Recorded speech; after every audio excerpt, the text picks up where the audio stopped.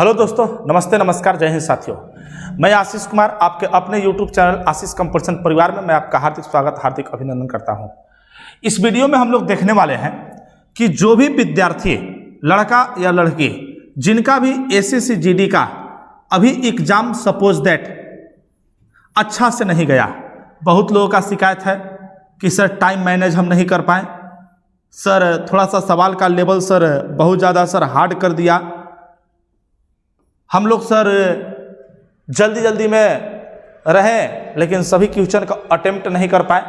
तो अभी जो एसएससी जीडी 2025 में जो एग्ज़ाम दे रहे हैं, उनका जो एग्ज़ाम अगर खराब गया है या अच्छा से नहीं दे पाए किसी वजह के कारण, समझ में आ गया, टाइम मैनेज नहीं कर पाए, अब वैसे विद्यार्थी अब क्या करें। तो आइए एसएससी जीडी 2025 जिनका एग्ज़ाम अच्छा नहीं गया, अब हमारा सलाह आप मानिए, मेरा सलाह आप मानिए मेरे प्यारे विद्यार्थी।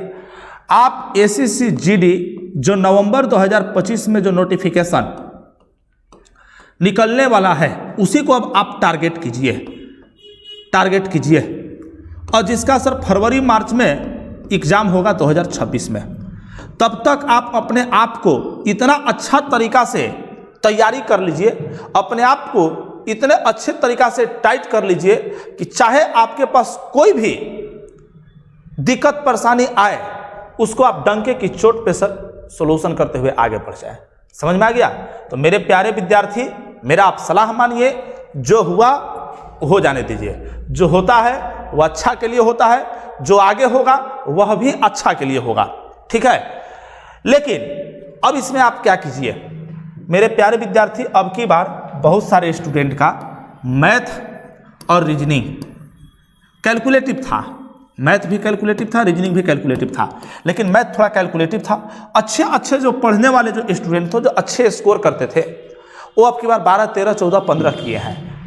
हमारा आप सलाह मानिए कि अभी आपके पास 1 साल है, 1 ईयर पूरे हैं, सोचिए तो आप जो है कम से कम मैथ जो है अच्छा तरीका से अपने आप को तैयार कर लीजिए, मैथ सब्जेक्ट, ताकि 20 में कितना भी हार्ड क्वेश्चन आए, हम 18, 19 हम मार सके, हम 18, 19 हम अटेम्प्ट कर सके, सही कर सके।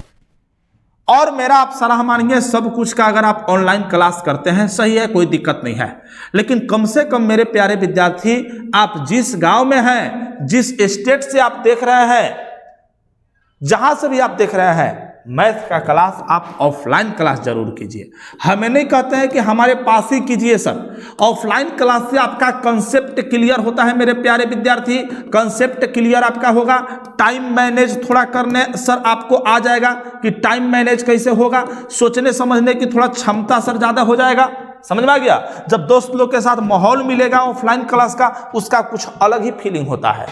तो मेरे प्यारे विद्यार्थी, हमें नहीं कहते हैं कि मेरे पास ही आप ऑफलाइन क्लास कीजिए, आप कहीं भी कीजिए, लेकिन कम से कम मैथ और रीजनिंग का एक बार आप ऑफलाइन क्लास जरूर कर ले सर। जो भी ऑनलाइन के सहारे बैठे हुए हैं, उनका ही सर टाइम मैनेज नहीं हो पाया है। अब हमको सर सब बोलेगा आप ही ज़्यादा जानते हैं, हम ज़्यादा जानते हैं, हम 4-5 साल से पढ़ा रहे हैं, ठीक है।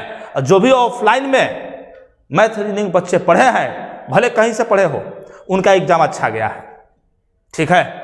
मेरा एक खुद का मेरा भाई है, वो मेरे अलावा कहीं सर ऑफलाइन नहीं पढ़ा, लेकिन बोला कि सब बोल रहा है कि मैथ हार्ड है, रीजनिंग हार्ड है, सब अच्छा तरीका से वो करके आया। समझ में आ गया बातें हैं।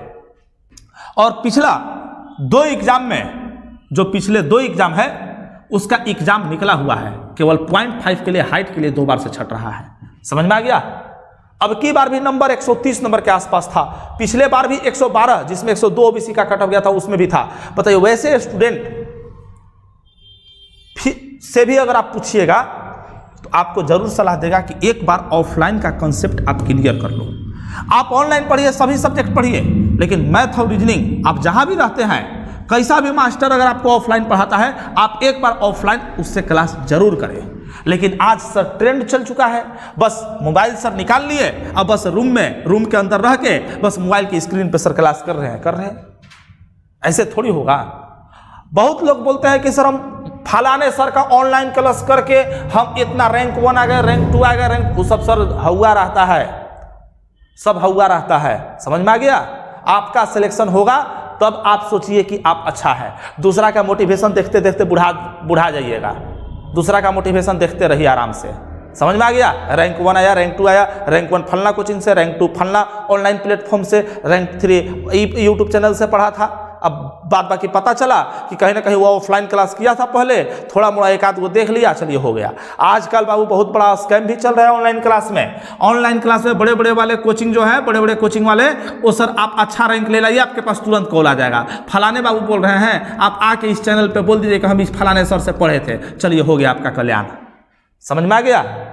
Self study is the best study, इससे अच्छा कोई नहीं है, समझ में आ गया। और सेल्फ स्टडी आप कैसे आपके अंदर इंप्रूव होगा, जब आप ऑफलाइन क्लास कीजिएगा तब। खान सर 200 के भी कोर्स बेचते हैं, लेकिन उनका कभी ऑफलाइन क्लास में भीड़ देखा है कितना रहता है? यानी जो ऑफलाइन क्लास में बैठा है वो सभी मूर्ख है। अब की बार के एग्जाम पता चला दिया होगा आप लोग के कि क्या मैथ और रीजनिंग होता है, समझ में आ गया।